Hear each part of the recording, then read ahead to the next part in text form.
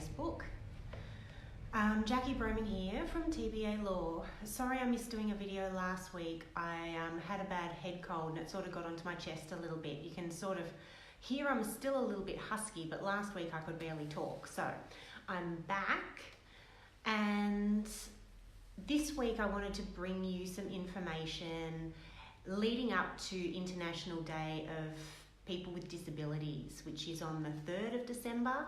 So for the next couple of weeks, I'm going to cover off some topics to help families who have someone with a disability. Obviously, these families have different needs from families who aren't dealing with a disability. So today's topic is when parents of a disabled child are making their wills, how to provide for their disabled child. And it's more likely to occur as the parents get older and their disabled child is an adult. And that disabled child is dependent on them. So they're really worried about what will happen to their child if something happens to them, because their child's care depends on them, getting to appointments, even their day-to-day getting up, eating, all those sorts of things depend on the parent of the disabled child. So when these sorts of parents come to me, we look in detail through a number of factors. But I wanted to give you a little case study.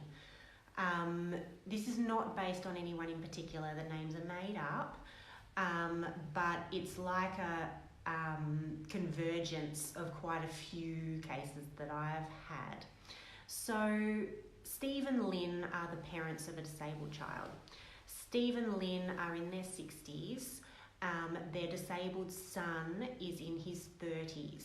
Severe cerebral palsy and mental learning difficulties as well.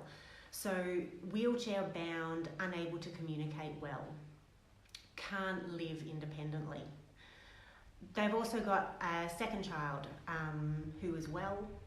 She's fine, she's gone off, married, had kids of her own, and there's no animosity in the family. So Lynn and Steve own their home on the outskirts of Melbourne. It's worth about $1 million. They've also got about another $1 million between them in superannuation and life insurance. So the pool of their estate would be over $2 million if they passed away, and they've got the 2 kids. So each is looking to have a bit over $1 million inheritance. Now that's fine for the daughter, no worries. But for the disabled son, there's quite a few things to think about. So firstly, the disabled son is not mentally able to look after his own affairs.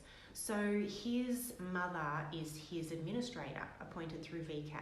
He couldn't appoint her himself because he didn't have capacity. So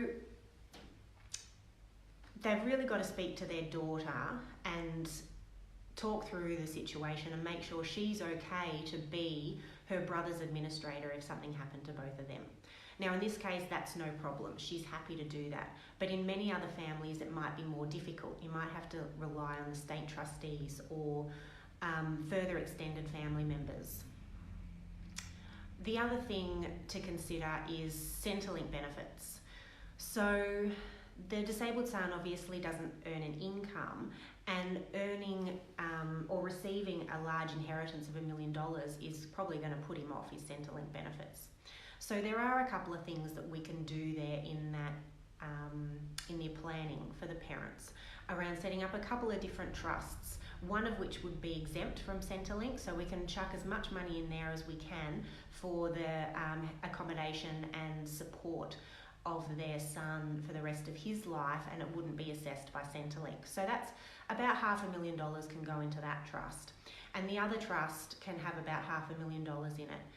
And those 2 trusts will have to be administered by their daughter as well. So that's something else that they've had to speak to her about, because their son can't administer his own funds.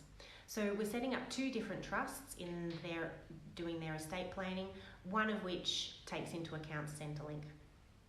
So those are some really important things to think about when doing estate planning. The first is thinking about Centrelink.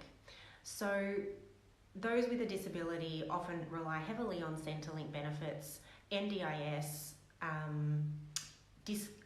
pension cards to get their discounted travel, all sorts of things. So we can't have them losing those benefits. So that's something firstly to take into account. The second thing to take into account is who's going to manage the money for them.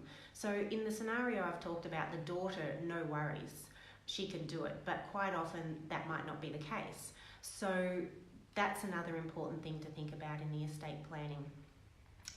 And the final thing is what sort of trusts we use, right? So I've talked already about setting 2 trusts up in this scenario, one of which is Centrelink exempt. You can only put up to a certain amount of money in that.